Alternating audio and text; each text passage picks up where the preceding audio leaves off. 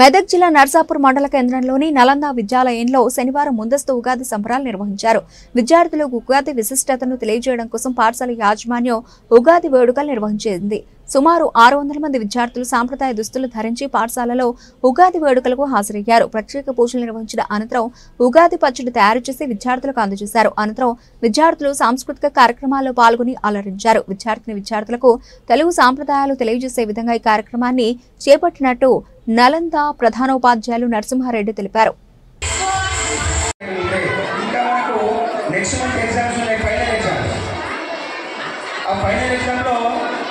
పిల్లలని ఎంకరేజ్ చేస్తూ వాళ్ళు ఒక 5 గంటల లేకపోతే పర్ఫెక్ట్ రిజల్ట్ రావాలి.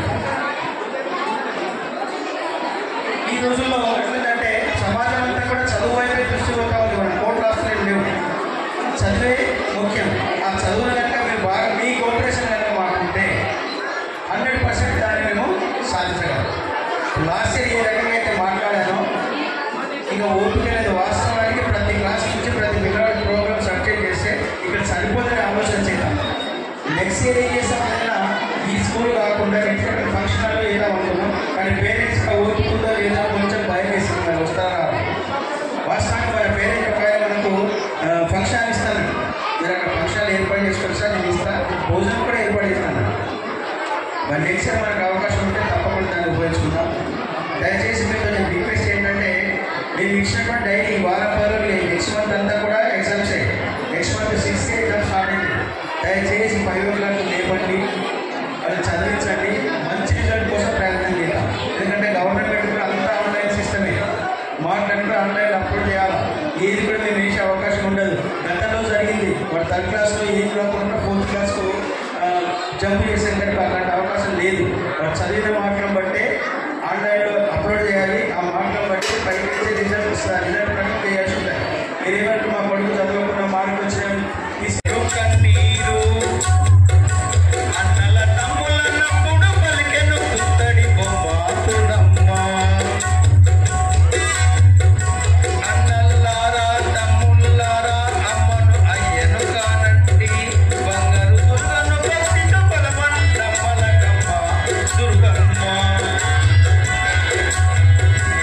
ఆయా వేళల పూసే పువ్వుల ఆయా వేళల అందించి భక్తితో కొలవన్నమ్మలకమ్మ దుర్గమ్మ నలుగురు కూర్చొని నవ్వే వేళల నా పేరు సరి తలవంటి మీ కన్న బిడ్డలకు నొకటకు ముందుగా నా పేరు పండి బలబల కన్నుల కన్నీరులకెను పుత్తడి బొమ్మకు పూర్ణమకు కన్నులు తూర్చుక కలకల నవ్వెను పుత్తడి బొమ్మ పూర్ణమ్మ వగచిని వదనెలు వగచిని తమ్ములు తల్లియపు కన్నులు తడిపెట్టెను కాసుకులోనై అల్లుని చూసి ఆనందించెను అయ్యొక్కడే ఎప్పటి ఎట్టుల సాయంత్రమున ఎరిన పువ్వులు సరిగూర్చి సంతోషమున దుర్గను కొలవను ఒంటిగా పోయెను దుర్గమ్మ ఒంటిగా పోయెను పుణ్యమ్మ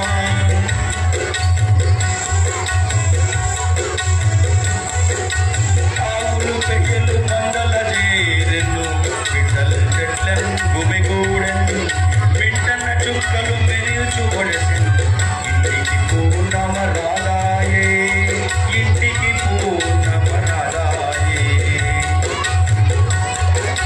చీకటి నిండెను కుండల కోణం నేటకు మెకములు మసలజనెన్ దుర్గకు మెడలో హారముల మెరకు పూర్ణమ ఇంటికి రాదాయే కన్నుల కాంతులు కల యోగ విచారిణి